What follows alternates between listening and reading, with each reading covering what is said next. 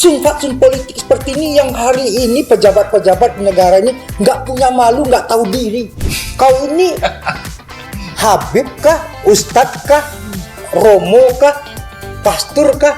Kenapa kau bilang Anies tidak etis? Saya nih sebagai elit partai, kalau mau disuruh enak-enak tertutup lah. Pasti nomor urut 1 pasti jadi saya. Kira-kira ada nggak sesuatu yang bisa merubah kemudian Partai Nasdem ini urung begitu mengusung Anies Baswedan? Inilah yang menunjukkan bahwasanya Surya Paloh itu tidak diskriminatif, tidak bawang putih, bawang merah. Pokoknya bisa aja jawabnya nih Kak Willy.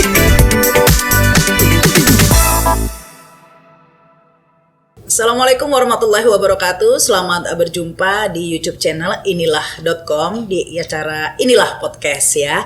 Kali ini kita akan membahas ya, apalagi kalau bukan tentang pemilu ya yang sudah di depan mata ini. Kita sudah memasuki tahun 2023, artinya sudah tinggal setahun lagi nih ya. Kita akan menjalankan pesta demokrasi begitu ya. Namun tentu saja ini situasi semakin memanas ya, dan ini tepat sekali saat ini saya sudah bersama ini salah satu elit Partai Nasdem ya, Wakil Ketua DPP Partai Nasdem Willy Aditya. Assalamualaikum Kak. Waalaikumsalam Kak Rahma. Ya ini kalau di Nasdem memang Kak gitu ya saatnya. Jadi jangan salah paham dikira adiknya nanti. Ini aku juga ditemani dengan adik ini, adik Sultan. Sultan Rifandi juga ya. Kita akan ngobrol-ngobrol seputar pemilu yang memang ini udah deket, tapi dinamikanya ini terus ini Kak Willy ya. Terakhir ini udah dekat, masih aja dibuka ini. Ada yang menggugat ke Mahkamah Konstitusi agar sistem pemilu ini dirubah begitu ya, pemilihannya menjadi proporsional tertutup. Nah ini seandainya ini Kak Willy pertanyaannya, seandainya Mahkamah Konstitusi memenangkan gugatan itu begitu ya, karena kalau dilihat KPU sudah sepertinya mengendorse begitu ya soal proporsional tertutup. Ada juga partai politik PDIP misalnya yang sudah setuju, meskipun partai-partai lain pastinya keberatan. Nah ini bagaimana nasib pemilu yang sudah dekat ini tiba-tiba dirubah sistemnya jadi proporsional tertutup? Ya, ibarat kata permainan sudah mulai, terus tahu-tahu aturan dirubah gitu. Nah, karena tahapan kan sudah, verifikasi faktual sudah, penomoran partai sudah. Ya ini kalau pepatah Pak Surya itu apo dan mengapo lah. Tiba-tiba kelambu goyang-goyang. Udah deket-deket. Ya, tak ada angin, tak ada hujan gitu. Ya, tentu ini suatu hal yang cari masalah aja ya. Dalam politik itu Kakak Rahma, yang menjadi pilar penting yang banyak dibahas oleh institusi ataupun sistem ya, itu adalah salah satunya representasi. Jadi kenapa kita memilih terbuka? Karena boleh dibilang ada traumatik sebenarnya. Traumatik kepada sistem yang tertutup. Ya. Nah, sebelum tahun 2008 tertutup. Ya, tertutup. Orde lama 55 itu, selama Orde Baru itu tertutup. Yang paling populer itu lagunya Iwan Fals. Wakil rakyat bukan kumpulan teman-teman dekat, apalagi sanak famili. Jeng-jeng. Itu menunjukkan bahwasanya tidak wakil rakyat yang menjadi representasi utama, tapi adalah wakil partai. Jadi ibaratnya itu bukan berakar ke bawah, tapi orangnya berjenggot gitu ya. Berjenggot itu mengakar ke atas maksudnya. Oh, kirain apa? Berjenggot. Jadi berdampak pada implikasi ke bawahnya justru akan menurun ya Bang Willy? Bukan hanya menurun, tapi itu mendinai daulat rakyat. Ya, karena dengan dengan tertutup itu partai benar-benar full authority. Kalau tidak boleh dibilang otoriter, tapi full authority siapa yang akan jadi. Bukan hanya proses kandidasinya. Jadi demokratisasi kandidasi itu langsung mati. Jadi party order lah yang paling dominan. Apalagi siapa yang di lingkaran elit yang dominan. Apa yang menjadi traumatik secara yang saya bilang tadi adalah orang nggak tahu siapa yang bersangkutan karena dia dekat dengan elit, bahkan keluarganya elit, oligarki partai gitu, terus dia ditempatkan di sebuah dapil, dipilih. Karena kita nyoblosnya partai. Oh, ada calegnya, ada ditempel di luar TPS. Tapi di dalam surat suara itu kita mencoblos lambang partai. Sehingga partai politiklah yang paling menentukan ya siapa-siapa yang akan duduk di parlemen. Spesifiknya bukan partai politik, ketum dan sekjen yang Ya, lebih berkuasa. tepatnya. Sehingga ini beda sekali dengan terbuka karena rakyat memilih langsung siapa yang akan duduk di parlemen seperti itu ya. Itu langsung mematahkan prinsip langsung itu. Jadi gini, ini kan beli kucing dalam karung. Yap. Kita tidak tahu kedekatannya kan. Kalau di dalam pemilu yang terbuka itu kan tak kenal maka tak sayang, tak kenal maka tak suka maka tak sayang maka tak kawin gitu kan. Kawin itu dalam artian kan Memilih lah ya dalam dipilih. pemilunya. Nah, jadi proses untuk kemudian keterwakilan itu menjadi menjadi kabur dan samar-samar. Ada orang komplain, tapi komplainnya ke partai. Nah, pasca runtuhnya tembok Berlin dan bubarnya Soviet Union, itu terjadi pergeseran sosiologi politik. Figuritas, relasi person itu lebih dominan, lebih prominent ketimbang relasi kepartaian. Gua kenal Rahma Sarita kok, caleg dari Jatim 2. Ngapain gue harus ke partai? Gue bisa WA nih dibalas sama dia. Nah, relasi itu kemudian mengantitesa penyakit partai yang sangat birokratis. Jadi partai ini berulang kali mengalami gelombang kritik sebelum bubarnya Soviet Union dan runtuhnya tembok Berlin itu. Di tahun 68, gelombang demonstrasi besar di Perancis itu juga melakukan hal yang sama, lalu kemudian melahirkan yang namanya komite-komite aksi.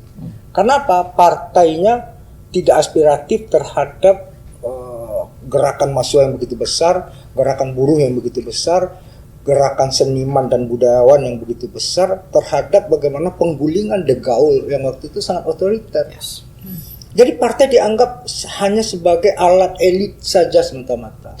Nah, di sanalah kemudian teman-teman itu waktu itu Prancis 68 membuat sebuah gerakan yang sangat besar, melahirkan komite-komite aksi yang itu juga digunakan oleh gerakan mahasiswa 98. Saya dan kawan-kawan itu kenapa menggunakan komite aksi? Karena partainya nggak aspiratif.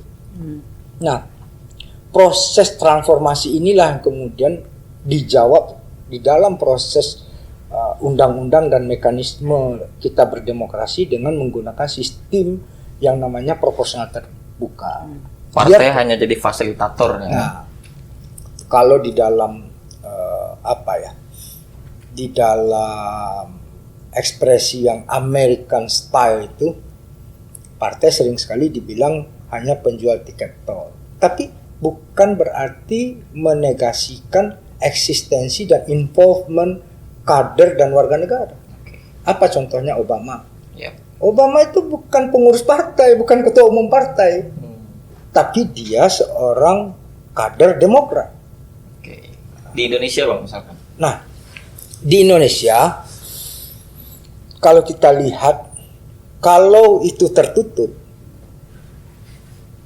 maka yang kemudian anaknya ketua umum atau ketua umum itu sendiri yang akan jadi kan.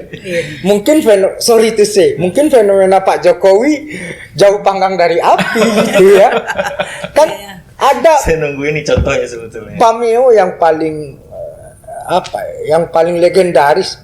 Ini pertarungan politik Indonesia hanya seputaran Menteng aja. Pak Jokowi kan dari Surakarta, bukan anak Menteng. Itulah kemudian Hasil dari buah manis anak kandung dari ekspresi kebebasan berdemokrasi kita yang benar-benar berbasiskan representasi langsung proporsional terbuka oleh rakyat yang memilih langsung wakilnya. Rakyatlah yang tahu siapa yang di hati mereka.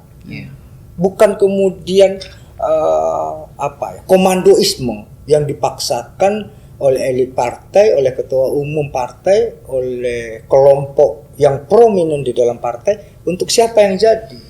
Nah, proses inilah yang kemudian hari ini kita nikmati dan jangan kemudian ini dipungkiri. Tapi alasannya kan ini katanya, ini kan nanti kalau terbuka itu ada terjadi apa liberalisasi dan high cost politik. High cost politik. Itu dari sisi ini. Gini, transaksi politik itu dalam beragam ekspresi. Ya, pada hal yang paling hakiki adalah transaksi gagasan, ya. Tapi habis itu kan bergeser. Memang di zaman yang tertutup pun tidak ada transaksi, ada. Tapi waktu itu kan kita belum hidup di zaman yang namanya fetishism, di mana uang menjadi berhala baru, ya. Apa yang ditransaksikan? Rahma Sarita datang. Gua bangun masjid di sini. Gua bangun jalan. Gua bangun air bersih. Itu juga bentuk transaksi. Tapi kemudian karena uang lebih liquid, lalu kemudian uang digunakan. Amplop juga begitu ya? Ya, di dalam amplop itu ada uang gitu.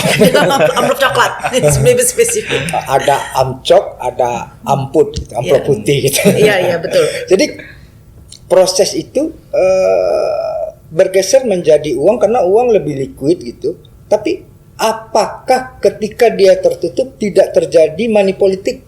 Terjadi, cuma bebannya bergeser. Kalau dia terbuka, semua orang memiliki equal opportunity dalam berkontestasi.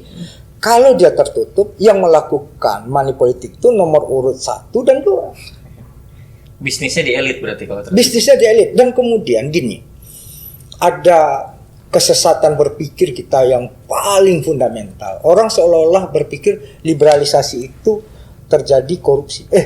Korupsi yang paling gila itu di zaman otoritarian. Cuma karena informasinya terbatas, korupsinya terbatas, elit semata-mata. Kan kita menurunkan Pak Harto itu karena kritik KKN. Korupsi, kolusi, nepotisme. Tertutup saat itu. Tertutup di bawah meja. Jadi publik tidak bisa akses. Tapi kan di reformasi bahkan korupsi meja-mejanya juga dibawa. Itu kan ada diem. Oke. Artinya apa? Karena informasinya terbuka. Oke. Tapi jangan nampak kemudian aja ya. Tapi jangan kemudian kita permisif untuk kemudian ketika dia tertutup dia tidak korup. Justru proses sogok menyogok untuk membeli nama itu paling brutal akan terjadi. Jadi di dalam proses hulu saja, kandidasi saja itu sudah terjadi sogok menyogok untuk dapat nomor, untuk beli nomor. Jadi proses simplifikasi berpikir ini yang kemudian benar-benar merusak. Jadi tidak ada jaminan untuk kemudian ketika itu tertutup political cost menjadi lebih murah ya. Iya, belum menyelesaikan masalah ya. Tidak menyelesaikan. Bukan akar permasalahannya. Jangan muka buruk cermin dipelah. Aduh, mulai lagi nih. Tapi beginilah, soal keuntungan proporsional terbuka atau tertutup ini sebenarnya sudah putus ya di tahun 2008 ini kan Mahkamah Konstitusi ya sudah akhirnya memutuskan agar proporsional terbuka dengan berbagai pertimbangannya begitu ya. Interpretasinya seperti itu. Nah, jika kemudian sekarang ini Mahkamah Konstitusi kemudian memutuskan untuk proporsional tertutup berarti kan ini membantah keputusannya sendiri begitu. Ya. Jadi prosesnya kan di dalam sistem politik itu mayoritas negara-negara di dunia ini memilih demokrasi. Tapi tidak ada satupun pola dan mekanisme demokrasi yang sama di kolong langit ini. Dia memiliki kemudian konteks-konteksnya. Nah, di Indonesia itu membuat sebuah peraturan perundang-undangan dan memilih mana yang lebih kompatibel.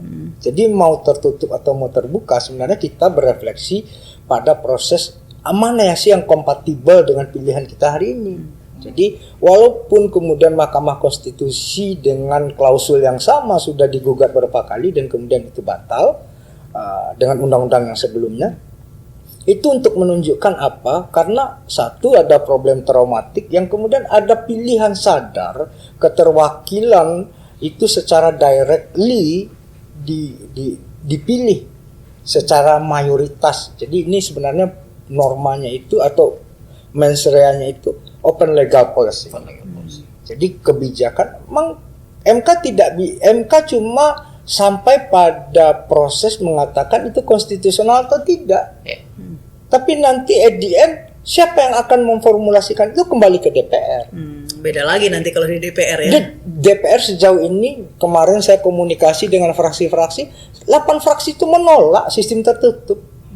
Karena ini kan party ID kita aja cuma 11% Kak Rahma. Ini kan orang hari ini dari Depok, Bekasi, Tangerang ke Jakarta itu sudah naik Transjakarta, busway, dan naik KRL. Terus mau dikembalikan mau naik andong, kudanya susah cari. Orang kerja jam 8, jam berapa dia harus? Iya, jam berapa dia harus mau sampai? Ini kan memundurkan sesuatu hal yang sudah maju.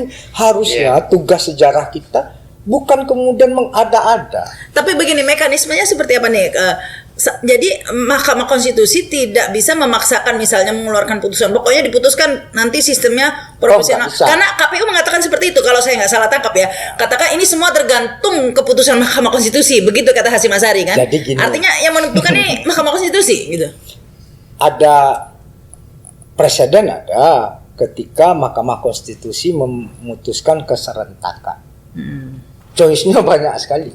Iya kan? Nah, kalau melihat dari proses yang sudah terjadi, apalagi melihat tanggal 17 Januari ini partai-partai, bukan partai, DPR akan diminta memberikan keterangannya di Mahkamah Konstitusi, itu udah cukup jelas lah. Jadi toh Mahkamah Konstitusi memiliki jejak rekam lah terhadap apa yang sudah diputuskan. Ini kan sebenarnya orang mau lucu-lucuan aja ke Kak Rahma. Tapi memang ada masalah inti sih sebetulnya Bang. Jadi saya nggak tahu ya, apakah kemudian setiap pemilu di setiap rezim itu desainnya tuh kita nggak punya ukuran baku yang semua elit itu mengenai sirkulasi kepemimpinan kita nggak boleh colek di beberapa hal. Jadi termasuk di 2024 ini kan tahapan sudah berjalan, tapi semua wacana itu digulirkan. Bisa jadi penundaan pemilu diwacanakan oleh pejabat publik, proporsional tertutup diwacanakan juga gitu loh. Apakah kemudian kalau kita mau alamatkan semua wacana ini ujung-ujungnya mau menjegal Anies, Bang? Saya bukan orang yang suka dengan analisa konspirasi. Konspirasi bagi saya adalah kemalasan berpikir.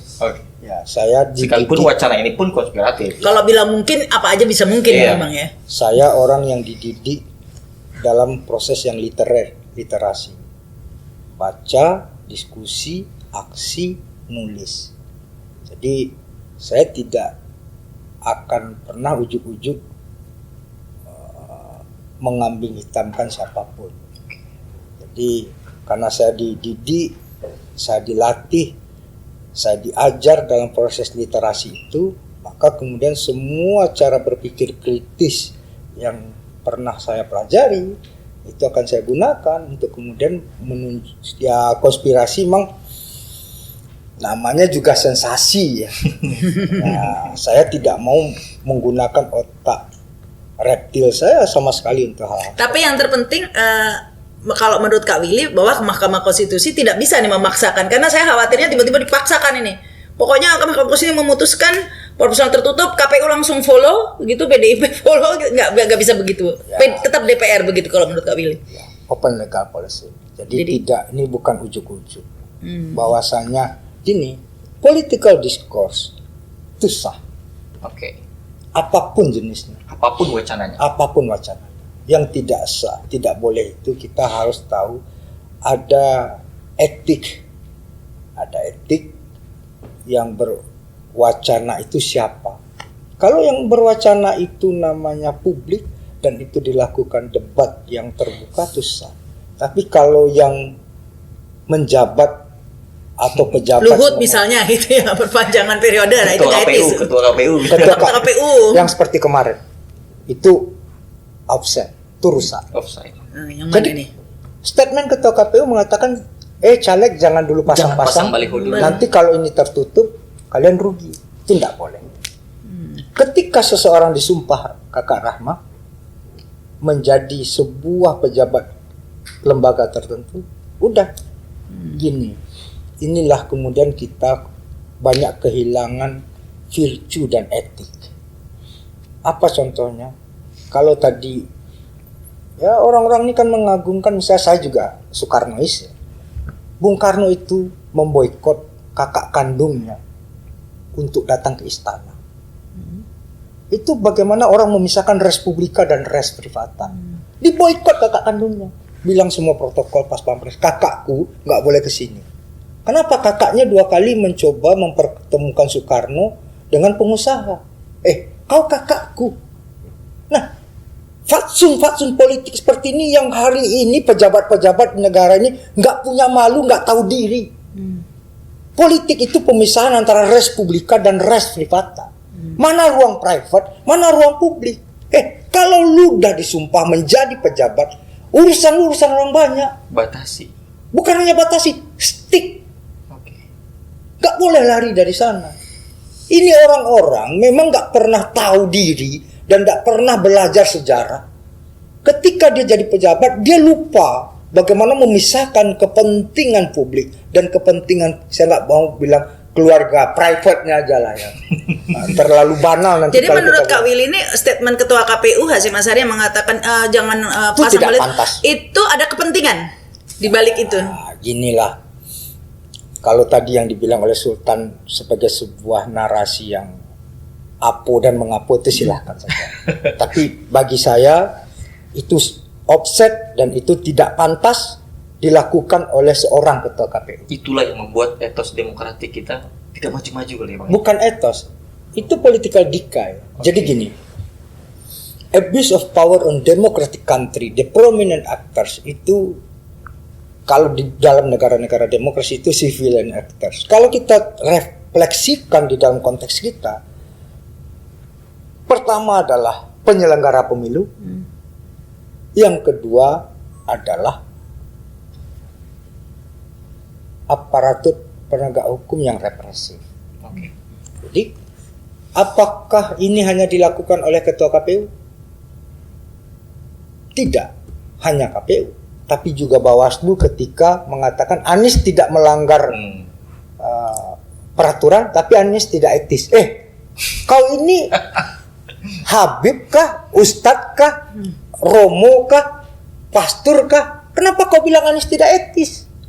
Urusan moral. Urusan moral bukan urusanmu. Kau bekerja berdasarkan undang-undang yang tertulis. Etis politik mungkin maksudnya. Enggak, domainnya dia juga. Karena dia pejabat ya. Iya, dia bukan pelaksana undang-undang. Biro prosedur demokrasi aja yang dilaksanakan. Exactly. Dia tidak boleh menginterpretasi dan beropini, Pak. Enggak boleh, Pak. Jadi harusnya titik, tidak melanggar, Anies tidak melanggar peraturan, titik. Tidak, nggak harus ada embel-embel. Kecuali yang ngomong itu Rocky Gerung. Ya, boleh lah. Kecuali yang ngomong itu Kodari. Kecuali yang ngomong itu Yunarto Wijaya. Itu sah. Ini yang ngomong ketua Bawaslu. Apa urusannya? Kecuali yang ngomong itu misalnya Adi Hidayat ya. Pemuka agama. Habis itu yang ngomong Fran Magni Suseno itu ya, karena otoritas moralnya ada. Anies sholat Jumat itu nggak boleh. Nah, kalau gua nggak boleh sholat Jumat di masjid Istiqlal, terus gua mau sholat Jumat di mana? Di musola itu nggak boleh juga. Gitu. Ini orang mengada-ada gitu ya, karena mungkin panik ya, karena Anies nih memang jadi meteor baru, menjadi harapan baru, terus kemudian orang kebakaran pantat semua itu loncat-loncat dia gitu. Bukan kebakaran jenggot lagi bukan, ya ini kan dia ada-adakan aja gitu. Jadi konteks itulah yang kemudian saya mengajak satu politik ini kita tidak wild west ya. Negara demokrasi itu adalah negara hukum. Kita berpegang, bekerja, bermain berdasarkan hukum tertulis saja. Jangan spekulatif, jangan sok-sok testing the water, jangan ya. Anda memiliki preferensi politik itu urusan pribadi Anda, tapi Anda sebagai pejabat, saya misalnya sebagai anggota dewan atau sebagai representasi partai politik, kita bekerja, kita bermain berdasarkan hukum yang tertulis saja. Apalagi penyelenggara pemilu. Ya, pastilah karena dia petugasnya kan wasit gitu. Iya, wasitnya udah nggak boleh banyak komentar, masih apalagi di luar konteksnya. Kecuali ya. dia komentator. Komentator. Itu lain lagi. Tapi ini kembali lagi saya bayangin ya, seandainya ini lucu nih jadinya, MK kemudian memutuskan mengabulkan gugatan itu ya, proporsional tertutup. Terus ini kan Nasdem dan partai-partai nggak terima dong, terus menggugat lagi. Terus kapan selesainya ini? Gini, yang jelas sebenarnya tadi kan kita sudah bahas. Kakak Rahma untuk periode ini tidak ada revisi undang-undang pemilu. Oke. So kalaupun berlaku harusnya untuk 2000 Habis selanjutnya. ini untuk pemilu berikutnya. Dan Kenapa bisa dirubah untuk saat ini bisa dirubah terus kapan selesainya? Nanti udah detik-detik mau nyoblos peraturannya ganti lagi. saya pikir hakim itu kan orang-orang yang memiliki pertimbangan-pertimbangan yang sudah matang. Ya.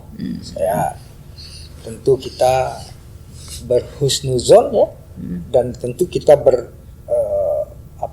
bercermin pada keputusan-keputusan yang sudah ada. Ya. Jadi kalau toh sejauh ini ya ini kan yang nggak gatal digaruk gitu ya, dan kemudian gini, ada hukum alam ya. Kalau kita tambah sembrono dan sama semena-mena, yang berlawan juga akan lebih ekstrim. Iya. Ini betul. Ya, kan kita mencari titik harmoni itu yang paling penting. Ya. Jangan kemudian ketika dia ditarik bandul, itu hukum Newton aja ya. Ketika bolanya dibenamkan semakin dalam ke air, maka kemudian dia akan memantul setinggi mungkin ke angkasa. Nah, hukum dinamik seperti ini yang kemudian orang-orang ini nggak paham. Sembrono aja. Ini mumpung buka-buka dikit nih, coba kita colok-colok kita. Nah inilah kalau kata orang Jawa ngono yo ngono ben kayak mana. Nah ini tapi sebagai ketua KPU Hasyim Asyari seharusnya sudah tahu dong bahwa jika kemudian Mahkamah Konstitusi memutuskan seperti itu harusnya berlaku untuk pemilu berikutnya. Harusnya sudah mengerti dong itu. Dan harusnya ikut aturan yang sedang berlaku sekarang. Poinnya apa yang dikatakan Sultan? Dia tidak boleh menginterpretasi apapun. Dia tidak boleh beropini apapun karena dia sedang bekerja dengan apa yang ada hari ini. Jadi ini sudah beropini tapi juga salah kan? Ya kan dia bekerja berdasarkan undang-undang yang ada. Udah dia bilang saya KPU bekerja berdasarkan undang-undang ini. Kalau ini nanti dirubah itu bukan urusan saya, tapi saya selalu bekerja berdasarkan bukan hanya penyelenggara pemilu atau pejabat-pejabat negara, tapi juga kita harus berbicara warga negara. Jangan kemudian kita terjebak dalam sebuah proses spekulasi. Oh nanti akan ada begini. bahkan memberikan rekomendasi teknis itu, jangan pasang baliho dulu gitu. Itu yang paling jebakan yang paling luar biasa. Tapi sebenarnya sebelumnya sih sudah proporsional ya, karena mengatakan ya kita menunggu keputusan Mahkamah Konstitusi. Sebenarnya nggak usah juga, nggak boleh. Salah juga itu ya. Nggak. Oh, iya. Karena dia bekerja undang-undangnya kan ada. Udah, dia gini, tutup telinga, tutup mata, fokus pada apa yang sudah ada. Dia bekerja berdasarkan itu. Itu kan bukan domainnya dia, bukan ranahnya dia. Oh, mau dibela itu forum akademis lah, dia boleh berpendapat gitu ya. Ini yang merusak kita semua. Kenapa? Dia memang ditugaskan, diangkat, dipercaya, amanahnya di sana. Jangan lari-lari.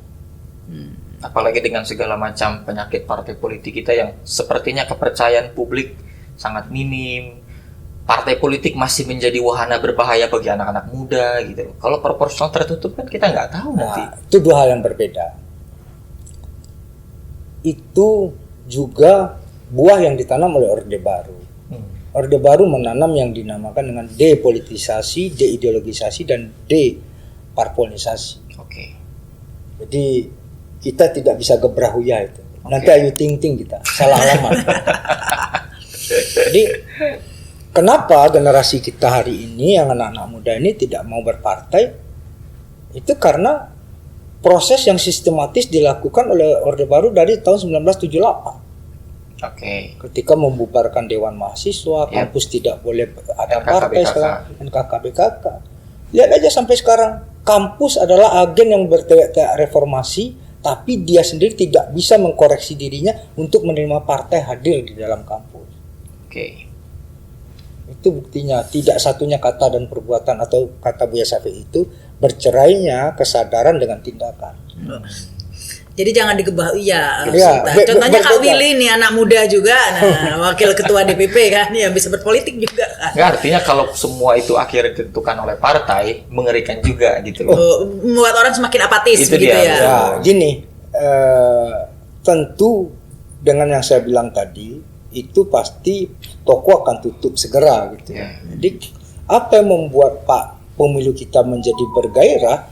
Karena proses kontestasinya jadi orang memiliki representasi yang langsung. Oke. Kalau itu dikunci, ya tadi maksimal ya 20% lah, kecuali memang lucu-lucuan tadi. Karena kelangsungan ini memang seringkali dituduh sebagai biang kerok high cost politik begitu kan. Salah satunya bahkan ada yang mengatakan udahlah dikembalikan saja ke MPR seperti dulu ke Undang-Undang Dasar 45 sehingga nggak tadi tuh high cost politik begitu. Gini, Kakak Rahmat. Ini cara berpikir yang empirik dan ini berbahaya. Saya aktivis 98 merasakan bagaimana bahayanya dari empirisisme ini bagi sebuah keberlangsungan negara bangsa. Korea itu lebih dulu menjalankan demokratisasi dari kita, tapi mereka nggak empirik. Sehari ini sudah ada aktivis mahasiswanya yang menjadi presiden. Di Indonesia itu selalu militer itu kan musuhnya demokrasi. Oke. Saya ini diajarkan dulu militerisme itu sebagai sebuah ilmu yang kemudian ini merusak demokrasi. Maka back to bara. Militer tidak boleh berpolitik, militer tidak boleh berakses ekonomi. Itu kan, tapi hari ini kita lihat siapa the prominent actors. Nah, kenapa empirisme itu berbahaya? Apa yang dibuat semua oleh Soeharto, baik buruknya semua ditolak. Padahal banyak yang baik dari Pak Harto. Tapi karena kita empirik, oh ini Orde Baru rusak semua. Nah, kalau ini tadi dibilang, oh ini karena high cost, oh ini karena terbuka. Nah, inilah pendekatan kenapa kita dikasih akal budi oleh Tuhan. Dan itu yang digunakan oleh Cina hari ini. Kenapa Cina dalam waktu yang dekat bisa menjadi negara superpower? Mereka meletakkan scientific approach on development. Jadi kalau kita ingin membuat sebuah kebijakan yang tidak lekang di panas dan tidak lapuk di hujan, bagaimana dengan sistem berdemokrasi kita ini? Riset base saja. Dikorespondensikan di masa lalu kita punya ini, yang tertutup ini, kelebihannya ini, kekurangannya ini, di masa depan kita membutuhkan apa? Jadi bukan preferensi subjektif. Oh karena gua partai berkuasa terus gua mau buat ini. Sorry bos, emang lu siapa? Rakyat punya kehendak bos. Kami partai-partai juga punya kehendak. Nah saya nih sebagai elit partai, kalau mau disuruh enak-enak tertutup lah. Pasti nomor urut 1 pasti jadi saya. Tapi Surya Paloh mengajarkan kami tidak berpikir subjektif semata-mata untuk kepentingan partai.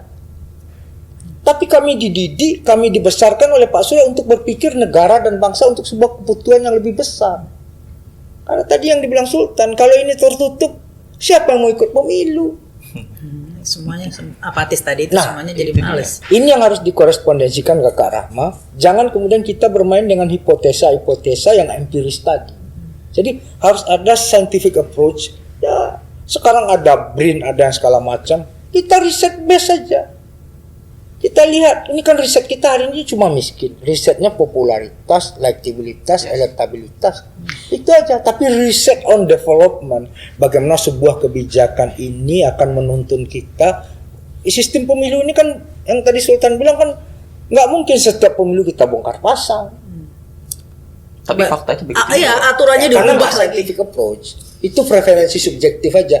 Jadi kita Setiap karena rezim itu berkuasa pasti alamat dari pelaksana teknis pemilu itu dialamatkan untuk menguntungkan si rezim penguasa. karena di open legal policy tadi. disesuaikan dengan. Jadi tinggal kita bersepakat, udah mayoritas kita nih. Nah. Kebetulan nih karena minoritas cuma satu partai aja yang sepakat, akhirnya maunya jadi nggak jadi. Karena itu menantang matahari sih. Waduh. Ya. Sajak Ya, ini ngomong-ngomong soal matahari lu nggak ada hubungannya sih. ini sudah ya kita ngomongin Oke, ya. soal proporsional tertutup terbuka ini kayaknya sudah gamblang lah ya, sudah dijelaskan. Nah, tentunya kita sekarang ini yang lagi ditunggu-tunggu ini soal koalisi nih, pengumuman koalisi nih ya, capres, cawapres, Demokrat ini seperti apa ke depannya. Katanya Partai Demokrat ini ingin satu paket gitu kan. Nanti kalau diumumkan capres, cawapres itu diumumkan satu paket. Nah, tapi kalau Nasdem bagaimana? Yang ini kayaknya kapan selesainya nih tarik menarik ini? Ini sudah tahun 2023, tahun baru. Ini kapan putusnya begitu? Pernikahannya belum berlangsung Iya. ya. Kalau bicara tarik menarik sampai kapanpun tidak akan pernah selesai. Tinggal apa yang menjadi objektifnya terpenuhi atau tidak. Contohnya apa? Ya kenapa galauisme itu ada? Karena selalu terjadi dialektika perasaan dan pikiran gitu kan. Jadi Kakak Rahma ketika sudah jadi koalisi pun ada tarik menarik ada, ketika sudah berkuasa pun menjalankan pemerintahan udah menang pemilu ada tarik menarik ada, itu hukum besi sejarah. Ya, tapi saat ini tarik menarik yang paling empirik bahasanya Kak Willy lagi. Apa? Itu adalah ini siapa cawapresnya begitu kan yang menentukannya, itu yang membuat ini kayaknya menjadi tersendat begitu kan. Karena Anies ini mempelai yang ganteng, magnitude-nya kuat, tentu banyak pengantin perempuan yang ingin. Ya, jadi itu hal yang wajar. Nah, tapi pernikahan itu kan seharusnya sudah memiliki lah kira-kira dari beberapa nama, dari beberapa banyak yang berminat gitu. Mestinya sudah ada mengerucut, Bang. Gini, satu, koalisi perubahan ini berbeda dengan koalisi yang lain. Ini datang dengan sebuah common consciousness, kesadaran bersama, kesadaran kolektif. Bagaimana Anies sebagai simbol perubahan. Jadi ini orang benar-benar datang dengan rasa gitu, cinta gitu, cinta sama Anies ya. Ya udah, ini memang pengantinnya Anies, calon presidennya Anies gitu. Nah, maka kemudian Nasdem, PKS dan Demokrat bisa duduk bersama. Nah, nggak mungkin lah kalau masih ada di luar Anies. Nah, masalah calon wakil presiden. Siapa yang akan mendampingi Anies? Prinsipnya kami sudah membuat namanya kriteria. Oke. Ada 3 kriteria itu kan. Yang pertama adalah bagaimana memiliki kontribusi terhadap penyulitan partai. Oke. Yang kedua bagaimana kontribusi terhadap pemenangan. Yang ketiga bagaimana memiliki kapasitas pemerintahan. Oke. Nah, masing-masing partai pengusung berhak mengusulkan siapa kandidatnya. Tapi Nasdem ketika kami mendeklarasikan Mas Anies Baswedan, Pak Surya mengatakan bahwasanya kalau Anies mau terbang jangan kita ikat sayap atau kakinya dengan batu. Biarkan dia, kita beri kepercayaan untuk menentukan siapa yang akan menjadi wakilnya. Prinsipnya adalah sami'na wa ata'na kata Ketua Umum. Jadi bagaimana Ketua Umum memberikan pandangan kepada Mas Anies? Buatlah duet maut, buatlah duit tunggal. Cawapres itu bukan tukang gunting pita, bukan banserat. Nah, bagi Partai Nasdem, cawapres itu adalah salah satu elemen of surprise. Kita harus juga melihat toko sebelah gitu ya.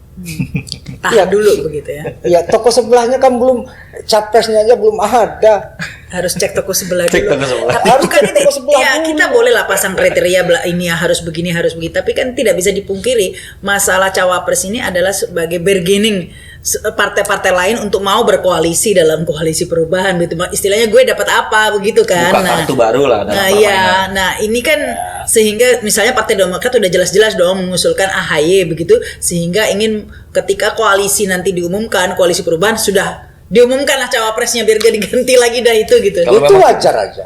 Partai-partai semua memiliki preferensi itu. Surya Paloh aja yang kemudian abnormal dalam hal itu.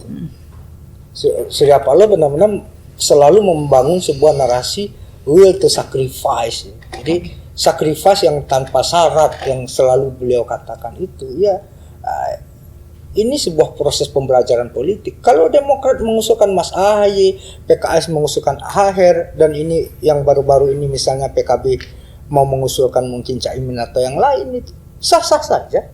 Tapi kemudian kan keputusan itu kita kembalikan kepada Mas Aniesnya dan hasil rembukan dialog.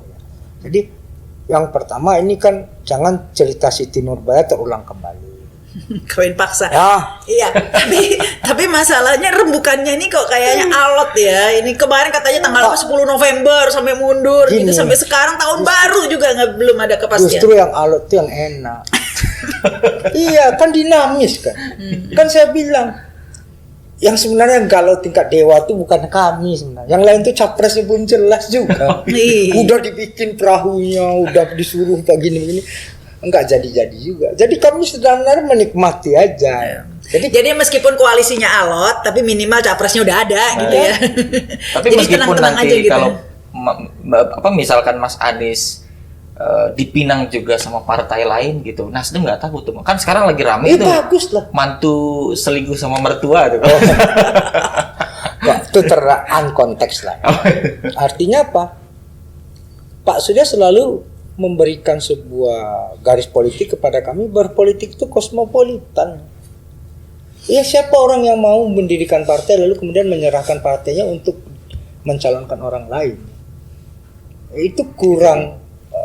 Itu positif atau negatif, Bang? Peran Nasdem sebagai partai politik yang punya kedaulatan mengendorse di luar dari anggota partainya itu nggak jadi kegalauan, Bang? Menurut Anda? Kan sebagai partai Saya Nasdem. tanya, Anda ini bukan kader partai.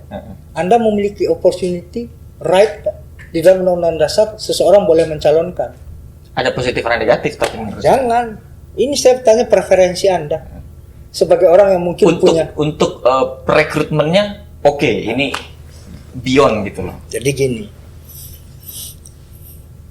Narasi itulah yang kemudian ditunjukkan bagaimana Nasdem menjadi partai publik. Jadi itu pilihan sadar dari Pak Surya yang selalu menggunakan namanya human investment. Oke. Oh, ada yang lari, ya nggak apa-apa juga.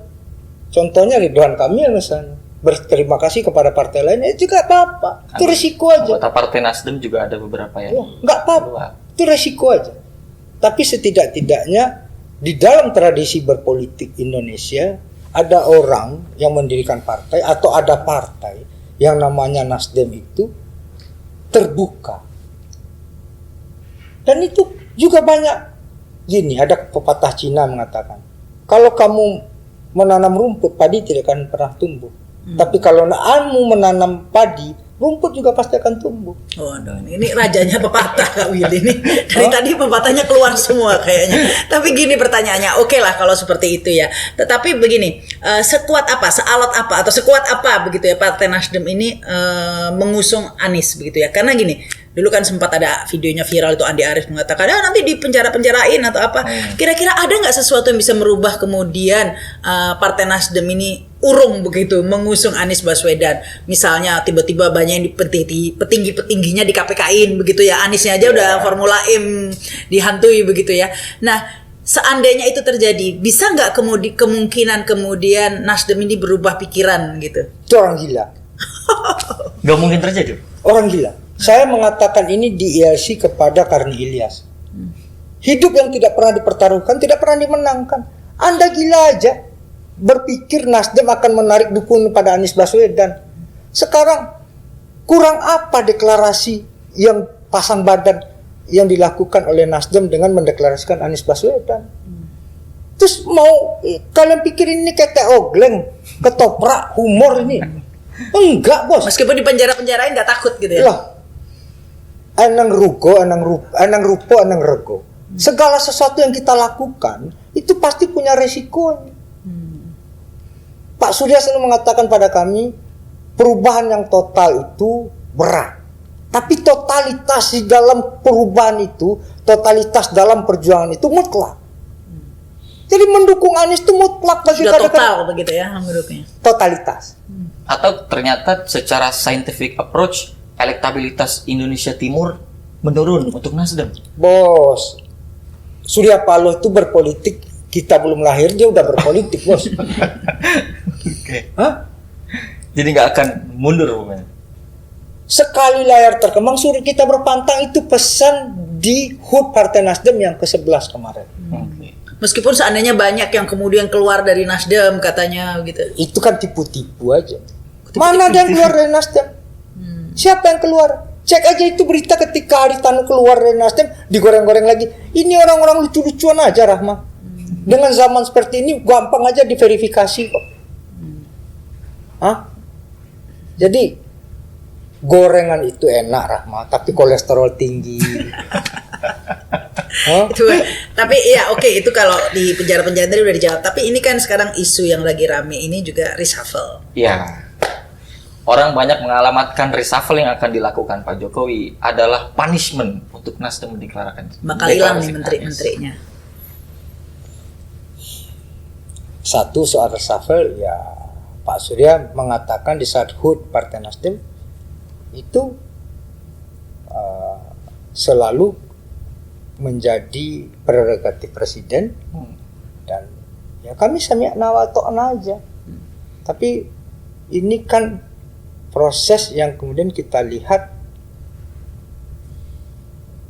kita kan tidak melawan Pak Jokowi karena Pak Jokowi tidak berkontestasi di 2024. Ini kan hal yang berbeda. Jadi saya tidak sedang ingin membahas itulah ya. Agak-agak panas ya. bukan panas. Kenapa ya, Mbak? Ya udah, agak sensitif, ya udahlah, nggak usah dibahas itu juga nggak apa-apa kok. Nanti Ya. kan itu juga ini. Tapi yang menarik ini lagi kita bahas lainnya lagi ya. Kita tahu ya ketika Jokowi ini kan memang dari PDIP begitu ya, dikembangkan dari dibesarkan PDIP sampai jadi presiden. Nah sekarang ini hal yang serupa begitu diharapkan terjadi pada Anies dengan Nasdem begitu ya, membesarkan Anies sampai kemudian jadi presiden seperti itu.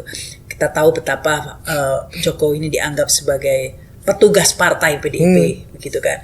Apakah nanti akan cuman ganti nama ini, akhirnya nanti Nasdem akan, Anies ini hanya akan menjadi petugasnya Nasdem ini, mengikuti apa maunya Nasdem gitu. Sama aja sebetulnya polanya. Cuma ganti nama aja gitu. Gini, di dalam hal itu kan kita tidak mungkin ujuk-ujuk kan. Hal yang nggak bisa kita hapus kalau di era digital ini kan jejak digital. Kalau dalam relasi hidup yang tidak bisa dihapus adalah jejak rekam. Bagaimana Nasdem memperlakukan orang-orang yang kemudian di-endorse? Kak Rahma kan di Surat Jawa Timur bisa cek bagaimana Nasdem melakukan Khofifah Indar Parawansa. Siapa yang mendeklarasikan Khofifah dan siapa yang berjuang mati-matian untuk Khofifah? Apakah Nasdem memperlakukan Khofifah sebagai hal yang tadi diomongkan? Jadi tesnya Nasdem itu tidak tes yang abal-abal. Tesnya Nasdem itu meletakkan orang secara terhormat, dan itu bukan basa-basi. Jadi prosesnya adalah satu, bagaimana politik gagasan yang dibawa oleh Pak Surya dengan Mas Anies itu bisa terkoneksi atau tidak. Dan hubungan Anies Baswedan dengan Surya Paloh ini kan bukan hari ini saja. Dia memiliki korespondensi dialektika yang cukup panjang. Jadi kita bisa mengkonfirmasi apa yang terjadi pada masa lalu. Kadang-kadang kan ya karena kita sering amnesia, kita menghapus itu semua. Jadi kita bisa mengkonfirmasi itu saja. Yang kemudian apakah ditanya sama teman-teman jurnalis ketika deklarasi Mas Anies itu, Pak Surya, apakah nanti Anies Baswedan akan menjadi anggota partai-partai Nasdem? Itu terserah Mas Anies saja. Coba lihat Mas Anies jauh ini. Khofifah juga nggak pernah jadi anggota Nasdem juga. Anaknya Bu Khofifah malah masuk Demokrat. Coba cek. Saya keliling sama Mas Anies itu, Mas Anies pakai logo partai Nasdem nggak tuh? Cek aja. Tapi bendera Nasdem kan di mana-mana juga. Nasdem lebih mengutamakan substansi, gagasan, integritas. Itulah hebatnya Surya Paloh. Bukan hal-hal yang artifisial yang di depan. Buat apa itu artifisial dipenuhi, tapi hal-hal yang substansial ditinggalkan. Nah ini bicara substansial ini nih Kak Willy. Kan orang itu tahu kita tadi kan bicara track record Nasdem apa, tapi orang juga tahu track record Nasdem dulu ini kan pendukung Ahok begitu ya. Nah sekarang ini mendukung Anies yang notabene dulu berhadap-hadapan. Nah ini yang dikhawatirkan orang-orang, jika PKS sering dibahas oleh pengamat ya. Jika PKS bergabung dalam koalisi perubahan, akhirnya koktail efek ini orang malah milihnya ke PKS gitu karena PKS lebih ada kesamaan begitu ya, partai Islam begitu ya, daripada Nasdem yang dulunya pernah mendukung Ahok begitu. Ini gimana? Jadi inilah yang menunjukkan bahwasanya Surya Paloh itu tidak diskriminatif, tidak bawang putih, bawang merah. Pokoknya bisa aja jawabnya nih Kak Willy. Artinya apa? Nasdem ketika mendukung Ahok dianggap kafir, dianggap penista agama. Sekarang dukung Anies dikasih label baru Nasdrun katanya. Itu Surya Paloh ingin membuktikan politik ini kalian terjebak dalam ekstremitas A, B, kiri, kanan, atas, bawah, utara, selatan. Ini cuma gorengan aja. Rakyat nih aman, damai, sentosa aja. Jangan kalian mau terjebak. Tapi perbedaan-perbedaan itu yang menjadi pertanyaan besar. Sebetulnya substansi atau nilai yang dipegang sama Nasdem ini apa? Dulu Ahok, sekarang Anies, kemudian mungkin siapa lagi gitu. Apa substansinya? Satu, integritas. Oke. Jadi kita tidak adil itu kan dari dalam pikiran. Sejak dari pikiran. Itu pesannya Pramudia. Dan tidak boleh menghakimi orang dari masalah latar belakang, Pak. Itu pelanggaran hak asasi manusia paling fundamental. Jadi kalau kita menghakimi orang berdasarkan latar belakangnya, nggak ada yang lebih kejam dan keji daripada itu. Jadi mau Ahok, mau Anies, mau Ridwan Kamil, mau Ganjar sekalipun didukung Nasdem kok. Ini membuktikan ini partai benar-benar partai nasionalis kebangsaan yang berdiri di atas semua representasi. Yang paling penting adalah jejak rekam lu, yang paling penting adalah visi lu. Maka kemudian Pak Surya memberikan sebuah pidato di saat Rakernas Partai Nasdem itu, politik kebangsaan. Nggak usah partai itu adalah kanalisasi dari perbedaan. Perbedaan itu sunatullah, perbedaan itu sudah alamnya apa adanya. Tugas politik itu adalah melakukan sebuah social engineering, bagaimana kita perbedaan itu kita kontes, kita lagakan pada level tertentu. Nggak usah baper, nggak usah dengan kebencian. Perbedaan itu sudah natif kok. Nah sekarang kita ayo bertanding, kata Pak Surya, kita berlaga. Kau bukan musuhku, tapi kau lawanku di dalam berpemilu, kawan di dalam membesarkan, memajukan negara dan bangsa. Ya. Itu. Ini kalau ngelihat Kak Willy berorasi ini orasi nih, itu kan kayaknya sudah sangat percaya diri gitu ya bahwa akan bisa lah Anies mengusung Anies dan kemudian memenangkan Anies, begitu percaya diri gitu. Tapi kan sebaliknya banyak kekhawatiran ya, banyak yang khawatir wah nanti ini kalau pemilu curang bagaimana begitu. Sebelumnya ketika verifikasi sudah ada tuh beredar kan pengakuan KPUD yang mengatakan di bawah tekanan untuk itu dan pokoknya ada tidak profesionalisme dalam. Nah ini ada kekhawatiran untuk mengantisipasi agar hal-hal serupa tidak terjadi. Bahkan ada pengakuan ya, meskipun tidak terkonfirmasi kebenarannya ya, pengakuan dari Hasnaini yang mengatakan bahwa akan mengegolkan begitu ya, sudah dibantah sebenarnya oleh Hasnaini ya. Nah tapi ada kekhawatiran nanti kecurangan-kecurangan itu sebenarnya kan sudah bukan hal ini ya, setiap pemilu memang selalu dibicarakan. Nah ini mau untuk mengantisipasi supaya tidak terjadi kecurangan-kecurangan itu seperti apa? Ada yang mengatakan nih, harusnya yang diusung cawapresnya itu dari TNI biar untuk mengantisipasi kecurangan begitu. Ya, sebagai pasukan yang berperang, sebelum tidur itu selalu memimpikan kemenangan. Dan ketika bangun tidur, dia berjalan ke medan perang dengan semangat yang bulat, tekad yang bulat memenangkan pertarungan. Nggak ada orang yang ingin bertarung itu kalah ke Karama, nggak ada. Itulah moralitas siapapun yang bertarung, nggak ada itu. Orang bertarung hanya untuk meraih, gue dapat tanah peta ya, gue cuma ingin dikenal ya. Nggak. Moralitas pertempuran, moralitas pertarungan itu adalah kemenangan. Nah, itulah yang melahirkan yang namanya play to win itu. Nah, kalau dendang-dendang kecurangan ini ya tentu kita harus eling lan waspodo. Kita harus tahu, dan ini kan bukan dendang yang baru saja. ini dendang yang terus-menerus terjadi. Nah, tugas kita bagaimana kemudian mengajak, karena ini deliberatif demokrasi, multi stage aktor, tugasnya bukan hanya partai. Ya media seperti Kakak Rahma, Kakak Sultan juga memiliki obligasi untuk memantau ini. Bukan hanya, ini kan sirkulasi kekuasaan ini adalah sebuah mekanisme korektif warga negara dan stakeholder. Yang ingin demokrasi ini lebih baik kan bukan hanya partai atau kandidat yang bertarung. Kakak Rahma, Kak Sultan, civil society lain kan juga ingin. Ya, tapi jika kecurangan itu kemudian didesain secara sistematis begitu ya. Nah, ini kan yang kemudian menjadi berat. Apakah yang mengatakan menurut Kak Willy nama seperti Andika Perkasa ini bisa untuk mengatasi suatu selling point begitu ya? Ini jebakan Batman. Jadi kita harus memisahkan siapa yang akan menjadi wakilnya Mas Anies dengan proses kecurangan. Tentu kita tidak berharap orang melakukan hal itu ya. Karena apa? Inilah buktinya kenegarawanan pihak-pihak person-person yang menjabat hari ini. Jadi tentu kalau itu dilakukan, kalau lalu kemudian kalah, hasilnya tentu akan jauh berbeda.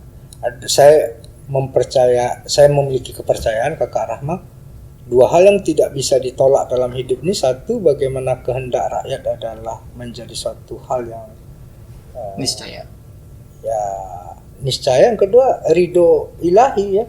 Itu kemudian orang bisa berencana apa saja. Mau ini, mau itu. Tapi kalau sudah dua itu kawin-mawin berbulan madu, enggak terelakkan. Suara rakyat, suara Tuhan ini katanya siapa lah? Vox Populi, Vox Dei. Nah, yang kedua masalah wakilnya Mas Anies, ya kita lihatlah ya, masih cukup waktu. Why not the best? Itu pesan Pak Surya. Setelah why not the best itu, kita maju satu langkah ke depan, best of the best. Jadi pasangan ini, capres dan cawapres itu adalah best of the best. Gitu. Jadi kalau Mas Aniesnya sudah why not the best, itu dalam pidato Pak Surya ketika mendeklarasikan Mas Anies, besok pas koalisi bersama itu pengantinnya itulah best of the best. Ada bocoran kira-kira kapan ini koalisinya dideklarasikan? Ya kita lihat dalam waktu dekat, tahun baru ini menjadi kado baru, masing-masing partai akan deklarasi duluan, nanti baru deklarasi bersama. Oh, dalam waktu dekat ini ya? Oh, dalam waktu seminggu, 2 minggu begitu ya? Ya. Insya Allah. Insya Allah ya. Sekalipun pilihan Nasdem mendahului pilihan Pak Presiden Joko Widodo, jalan terus. Nggak ada hubungannya Mas. Nggak Itu ada satu analog, satu digital. Kan Pak Jokowi presiden Mas. Oke. Jangan kemudian kita tumbur-tumbur. Ya itu satu hal yang kemudian orang seringkali menjebak Pak Jokowi untuk hal seperti itu. Jadi nggak ada hubungannya seharusnya. Nggak ada. Karena proses pencalonan kandidasi itu adalah domainnya partai politik. Sekalipun satir-satir di berbagai pidato Pak Presiden Jokowi itu mengalamatkan untuk Nasdem terkait pencapresan. Jangan sembrono Kami nggak lah. Jangan sembrono gitu. Kami nggak baper Mas. Nggak ada baper di kita. Kami selalu diajarkan Pak Surya itu positive thinking. Karena kalau kita berpositive thinking, hasilnya insya Allah positif. Ya betul, positive thinking lah ya semuanya. Yang penting jangan overthinking. Cawapresnya siapa overthinking sampai nggak diumum-umumin. Gitu? Ya, udah ada pertanyaan lagi. Ini Sip, Kak Sultan cukup udah ya kayaknya. cukup ya, Sudah luar banyak biasa kita bahas. obrolan ini. Iya. Udah kita ngobrol sudah lengkap, kita Udah tunggu berapa saja. banyak sajak yang bisa jadi ini tuh ya. Pepatahnya mungkin nanti quotes-nya. ada mengeluarkan buku ya, pepatah ala Willy Aditya. Thank you Ade Kak Willy ya. Terima kasih Bang Willy. Ya, saya dan Sultan Rifandi, saya Rahma Sarita juga mengucapkan terima kasih ini atas perhatiannya ya yang sudah nonton video ini. Jangan lupa subscribe di YouTube channel inilah.com. Wassalamualaikum warahmatullahi wabarakatuh. Sampai jumpa. Waalaikumsalam.